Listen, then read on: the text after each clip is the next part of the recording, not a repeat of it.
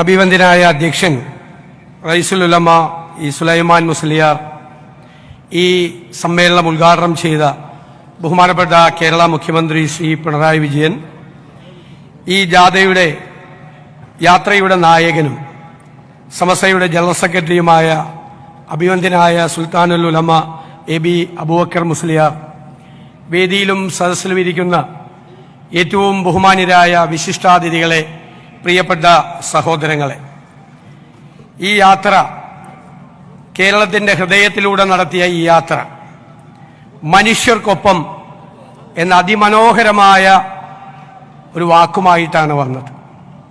പരമകാരുണികനായ ദൈവത്തിന്റെ സൃഷ്ടിയാണ് മനുഷ്യർ. ആ മനുഷ്യർ മറ്റുള്ള ജീവികളിൽ നിന്നും വ്യത്യസ്തരാണ്.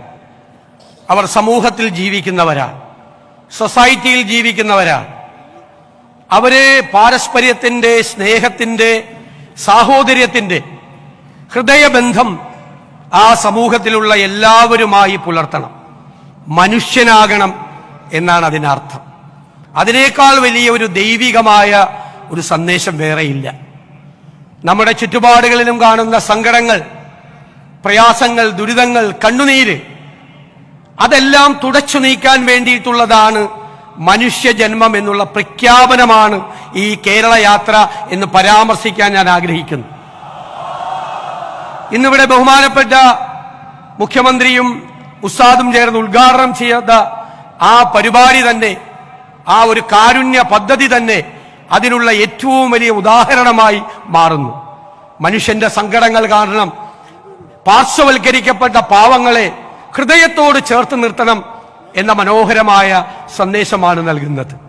അത് തന്നെയാണ് നമ്മുടെ രാജ്യത്തിന്റെയും ലോകത്തിന്റെയും സുന്നി പാരമ്പര്യം. അതൊരു സൂഫി പാരമ്പര്യമാണ്. നമ്മുടെ രാജ്യത്തേക്ക് കടന്നു വന്ന സൂഫി വര്യന്മാരുടെ സന്ദേശമാണ്. മനുഷ്യരുടെ ഇടയിൽ സമഭാവന ഉണ്ടാകണം, സാഹോദര്യമുണ്ടാകണം, സ്നേഹമുണ്ടാകണം, സമാധാനപ്രിയരായിരിക്കണം എന്നതാണ് സൂഫി പാരമ്പര്യം. ആ സൂഫി പാരമ്പര്യത്തിന്റെ ലെഗസിയാണ്, അതിന്റെ പൈതൃകമാണ് അഭിവന്ദ്യനായ ഉസ്താദിന്റെ നേതൃത്വത്തിൽ നമ്മൾ മുന്നോട്ട് പോയിക്കൊണ്ടിരിക്കുന്നത്. സമസ്തയുടെ പൈതൃകമാണത്. 70കളുടെ തുടക്കം മുതൽ അതിന് നേതൃത്വം വഹിച്ചയാളാണ് അഭിവന്ദ്യനായ ഉസ്താദ്. ഷംസുൽ ഉലമയുടെയും കണ്ണിയത്ത് ഉസ്താദിന്റെയും കൂടെ പ്രവർത്തിച്ച അനുഭവ സമ്പത്താണ് അദ്ദേഹത്തിനുള്ളത്. അത് കേരളത്തിൽ സമാധാനം പുലരാൻ ഈ മലയാളികളെ സഹായിക്കുന്നുണ്ട് എന്ന കാര്യത്തിൽ യാതൊരു സംശയവുമില്ല.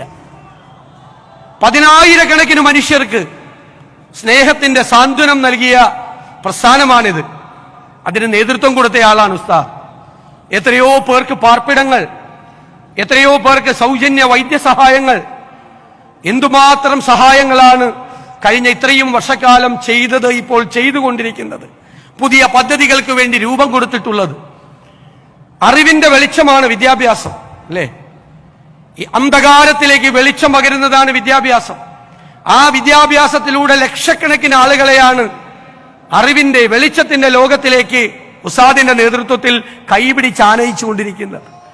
അത് തുടരട്ടെ എന്ന് ഞാൻ പ്രാർത്ഥിക്കുന്നു. ഈ വേദിയിൽ വെച്ച് ഒരുപാട് കാര്യങ്ങൾ ചെയ്യാൻ ദൈവം അദ്ദേഹത്തെ അനുഗ്രഹിക്കട്ടെ, ഈ പ്രസ്ഥാനത്തെ അനുഗ്രഹിക്കട്ടെ എന്ന് ഞാൻ പ്രാർത്ഥിക്കുന്നു. നമ്മൾ ജീവിക്കുന്നത്, ഞാൻ സുദീർഘമായി സംസാരിക്കില്ല എന്ന് നിങ്ങൾക്ക് വാക്ക് തരുന്നു. ഇത് ഒരു പ്രത്യേക കാലമാണ്, കെട്ടകാലമാണ്. രാജ്യത്തുടനീളം സംഘർഷങ്ങൾ ഉണ്ടായിക്കൊണ്ടിരിക്കുക. ഒരു വിഭാഗം ജനതയെ ഒറ്റപ്പെടുത്തി ആക്രമിക്കാൻ ഒരു കൂട്ടർ ശ്രമിക്കുന്നു. ജാതിയുടെ പേരിൽ, മതത്തിന്റെ പേരിൽ ഭിന്നിപ്പുണ്ടാക്കി വിദ്വേഷ പ്രസംഗങ്ങൾ നടത്തി നമ്മളെ ശത്രുക്കളാക്കാൻ, അതിലൂടെ അധികാരത്തിലെത്താൻ, അധികാരം പിടിച്ചെടുക്കാൻ ചിലർ ശ്രമിക്കുന്നു. അതിനെതിരായി നമ്മൾ പോരാടേണ്ടത് തോളോട് തോൾ ചേർന്ന് നിന്നുകൊണ്ടാണ്. ഞാൻ സ്കൂളിൽ പഠിക്കുമ്പോൾ പണ്ഡിറ്റ് ജവഹർലാൽ നെഹ്റുവിനെ കുറിച്ചൊരു ലേഖനം വായിച്ചു, ഒരു പുസ്തകത്തിൽ. അതായത് വിഭജനകാലം, സ്വാതന്ത്ര്യം കിട്ടിയ ഉടനെ വിഭജനത്തിന്റെ സംഘർഷങ്ങൾ നടക്കുമ്പോൾ പ്രധാനമന്ത്രി നെഹ്റുവിന് ഒരു ഫോൺ സന്ദേശം ലഭിച്ചു. ഡൽഹിയിലെ ജാമിയ മില്ലിയ സർവകലാശാല കത്തിക്കാൻ ഒരു സംഘം അക്രമികൾ പുറപ്പെട്ടു എന്നാണ് വാർത്ത. കേട്ട ബാധി കേൾക്കാത്ത ബാധി ആരോടും പറയാതെ ഒരു വണ്ടിയിൽ കയറി അദ്ദേഹം ആ സർവകലാശാലയുടെ മുമ്പിലേക്ക് എത്തി. സർവകലാശാല കത്തിക്കാൻ കൈകളിൽ തീപ്പന്തങ്ങളുമായി എത്തിയ അക്രമി സംഘം അതിന്റെ മുൻപിൽ നിന്നുകൊണ്ട് രോഷാകുലനായി നിൽക്കുന്ന ഒരു മനുഷ്യനെ കണ്ട് അന്തം വിട്ടു. അത് വേറെ ആരുമായിരുന്നില്ല, ഇന്ത്യയുടെ പ്രധാനമന്ത്രിയായിരുന്നു. അവര് പിന്നോക്കം പോയി ഭയന്ന്. കുറച്ചു കഴിയുമ്പോൾ അദ്ദേഹം പോയി കാണുമെന്ന് കരുതി വീണ്ടും വന്നു. അപ്പോഴും ആ മനുഷ്യൻ ആ സർവകലാശാലയ്ക്ക് കാവലായി അതിന്റെ മുന്നിൽ നിൽക്കുന്നുണ്ടായിരുന്നു. ഒരു രാവും പകലും പട്ടാളത്തിന്റെ അകമ്പടിയില്ലാതെ, പോലീസിന്റെ അകമ്പടിയില്ലാതെ ജാമിയ മില്ലിയ സർവകലാശാലയ്ക്ക് ഇന്ത്യയുടെ മതേതരത്വത്തിന് കാവൽ നിന്ന പണ്ഡിറ്റ് ജവഹർലാൽ നെഹ്റുവിന്റെ രക്തമാണ് നമ്മുടെ സിരകളിൽ ഒഴുകേണ്ടത്. ആ പൈതൃകമാണ് നമുക്കിവിടെ ഉണ്ടാകേണ്ടത് എന്ന് ഞാൻ വിനയപൂർവ്വം പ്രാർത്ഥിക്കുകയും ആഗ്രഹിക്കുകയും ചെയ്യുകയാണ്. നമുക്ക് മതേതരത്വം പറയാൻ എളുപ്പമാണ്, പ്രസംഗിക്കാൻ നമുക്ക് എളുപ്പമാണ്. നമുക്ക് ഒരുപാട് കാര്യങ്ങൾ പറയാം. മതേതരത്വം ഒരു വശത്ത് പറഞ്ഞുകൊണ്ട് മറ്റൊരു വശത്ത് വിദ്വേഷ പ്രസംഗം നടത്തുന്നവരെ നമ്മൾ പൊന്നാടയിട്ട് സ്വീകരിക്കരുത്.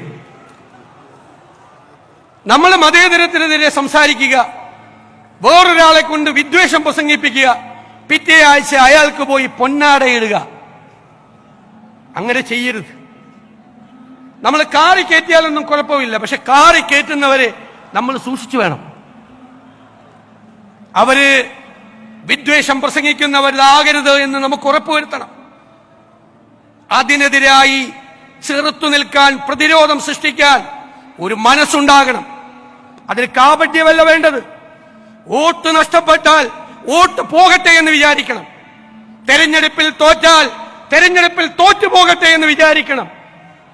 മതേതരത്വത്തിൽ തൊട്ട് കളിച്ചാൽ, വിട്ടുവീഴ്ചയില്ലാത്ത നിലപാടെടുത്ത് വാക്ക് പറഞ്ഞാൽ വാക്കായി അതിന്റെ കൂടെ നിൽക്കണം. ഇരട്ടത്താപ്പ് പാടില്ല, കാപട്യം പാടില്ല. എനിക്ക് ഇവിടെ നിന്ന് നിങ്ങൾക്ക് തരാനുള്ള വാക്കതാണ്.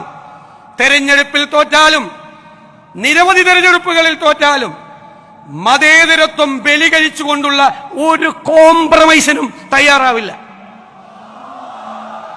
അതിനേക്കാൾ വലിയ വാക്ക് ഈ മഹാസമ്മേളനത്തിൽ വെച്ച് നൽകേണ്ടതില്ല. നമ്മൾ കാരുണ്യത്തിന്റെ സന്ദേശവുമായി, സ്നേഹത്തിന്റെ സന്ദേശവുമായി എല്ലാവരും ഒരുമിച്ച് നിന്നുകൊണ്ട് ഈ വർഗീയതയ്ക്കെതിരായിട്ടുള്ള വൻമതിൽ നമ്മൾ ഉണ്ടാക്കും. സ്നേഹത്തിന്റെ വൻമതിൽ, പാരസ്പര്യത്തിന്റെ, സാഹോദര്യത്തിന്റെ വൻമതിൽ. പഴയകാല ചരിത്രത്തിലേക്കൊന്നും ഞാൻ പോകുന്നില്ല. പഴയകാല ചരിത്രമൊക്കെ പറയാൻ പോയാൽ നമുക്ക് ഒരുപാട് കാര്യങ്ങൾ പറയേണ്ടി വരും. അത് ഈ വേദിയുടെ മഹത്വം. അതിനെ സ്പർശിക്കാൻ, അതിന് വെള്ളം ചേർക്കാൻ ഞാൻ ആഗ്രഹിക്കുന്നില്ല. ഞാൻ വേദിയിലും സദസ്സിലും ഇരിക്കുന്ന എല്ലാവരെയും അഭിവാദ്യം ചെയ്യുന്നു. അഭിവന്ദ്യനായ ഉസ്താദ് നടത്തിയ ഈ കേരള യാത്ര, ആ സന്ദേശമാണ് കേരളത്തിലെ ജനങ്ങളുടെ മനസ്സുകളിലേക്ക് നൽകിയത് എന്നുള്ള സന്തോഷം പങ്കുവെച്ചുകൊണ്ട് എന്റെ വാക്കുകൾ ചുരുക്കുന്നു.